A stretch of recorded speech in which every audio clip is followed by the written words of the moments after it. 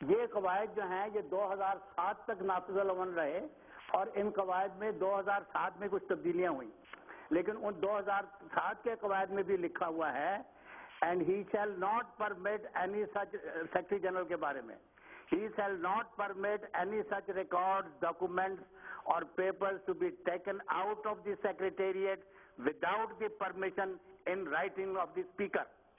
اگر قدرت اللہ صاحب نے کہیں وہ پڑھا ہے تو وہ دکھائیں کہ کون سے اسپیکر کی اجازت سے یہ ڈاکومنٹ ان کو دیے گئے۔ یہ کارروائی یہ کبھی شاید نہیں کریں گے۔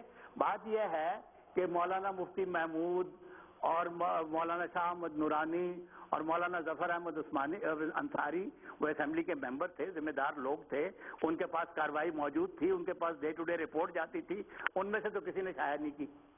ذمہ دار لوگ تھے، ان کے خفیہ کارروائی انہوں نے رکھی اپنے پاس۔ لیکن اگر کوئی ان کا دوسرے درجے کا حاشیہ بردار، دوسرے یا تیسرے درجے کا ادھر ادھر سے ٹکڑے اکٹھے کر کے کوئی شائع کر دے تو وہ تو جعل سازی ہے، وہ قومی اسمبلی کی کارروائی تو نہیں ہے، اس کے اوپر تو کارروائی ہونی چاہیے۔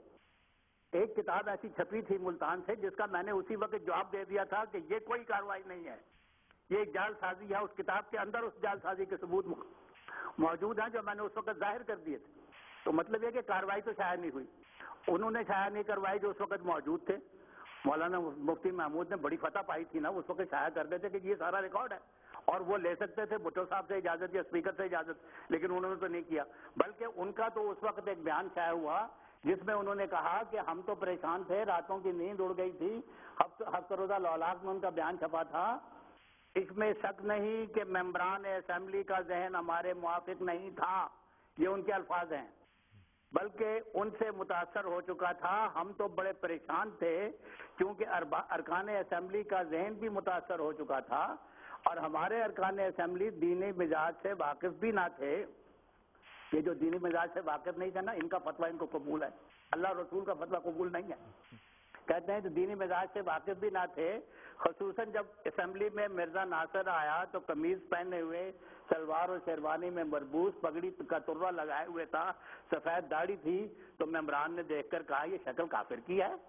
اور جب وہ بیان پڑھتا تھا تو قرآن مجید کی آیتیں پڑھتا تھا، جب حضور اکرم صلی اللہ علیہ وسلم کا نام لیتا تھا تو درود شریف بھی پڑھتا تھا، اور تم اسے کافر کہتے ہو اور دشمن کہتے ہو۔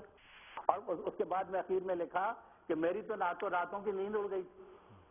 تو یہ جو کارروائی ہے قوم کو بتائے تو صحیح کہ آخر احمدیوں نے کیا کہا، تم نے کیا کہا۔ یہ ایک روا روی میں یہ صحافتی ذمہ داری پوری کر رہے ہیں، یہ بغیر تحقیق کیے شائع کر رہے ہیں۔ میں تحدی سے کہتا ہوں کہ اگر کسی نے کارروائی کسی قومی اسمبلی کے اسپیکر کی اجازت کے بغیر شائع کی ہے تو جس نے شائع کیا وہ مجرم ہے۔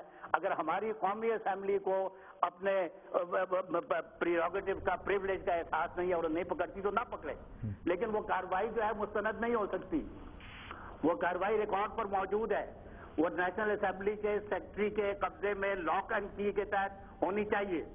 اگر قدرت اللہ صاحب کہتے ہیں کہ انہوں نے کہیں سے کارروائی پڑھی ہے تو انہوں نے بھی ایک غلط کارروائی کی ہے، کیونکہ کوئی ان کو پڑھا نہیں سکتا تھا۔ بتائیں کون سے اسپیکر نے ان کو کارروائی پڑھوائی ہے؟ وہ غیر معتبر چیزوں کو پڑھ کے ایک اخبار نویس کا یہ ان سے ہی پوچھ لیتے مجیب الرحمان شامی صاحب سے کہ بھائی صاحب یہ کارروائی کہیں شائع ہوئی ہے۔ اس زمانے میں مجیب الرحمان شامی صاحب کے بڑے دوست تھے الطاف حسین قریشی، انہوں نے اردو ڈائجسٹ میں مضمون لکھا تھا کہ بھٹو صاحب نے بڑی زیادتی کی ہے، اس اسمبلی میں کوئی 1 گھنٹے کے اندر ساری کارروائی ہو گئی اور پھر رات کے وقت سیشن کا اس کا سینٹ کا اجلاس بلا کے کارروائی کر دی۔ تو یہ ساری باتیں تو لکھی پڑی موجود ہیں۔ یہ ایک آدمی روا روی میں بس جی بیٹھے ہیں، کہہ دیا جی شائع ہو گئی جی بھیج دیں گے آپ کو، کہاں سے بھیجیں گے؟ کہاں ہے کارروائی؟ ایک کتاب چھپی ہوئی ہے جو کسی دوسرے درجے کے مولوی نے یہ کہہ کر چھاپی ہے کہ مجھے مولانا مفتی محمود سے ادھر ادھر سے کچھ ٹکڑے ملے ہیں، وہ میں شائع کر رہا ہوں۔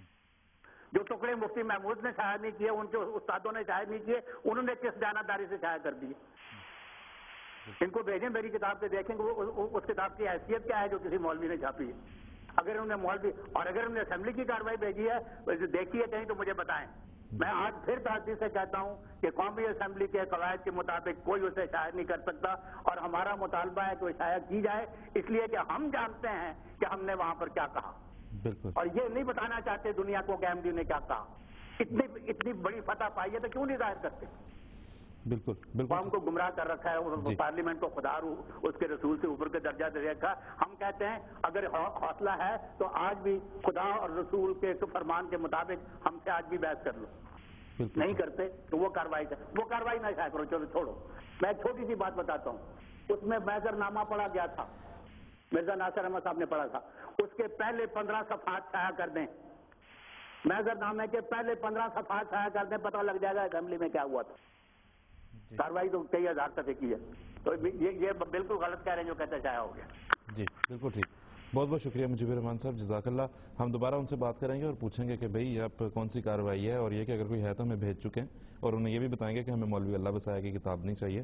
ہم میں نے ویسے گفتگو میں بھی وضاحت کی کہ ہم آفیشیل کاپی کی بات کر رہے ہیں, لیکن اب دیکھیں کہ وہ کیا یہاں پہ بھیجتے ہیں. جی نصیر قمر صاحب, آپ کچھ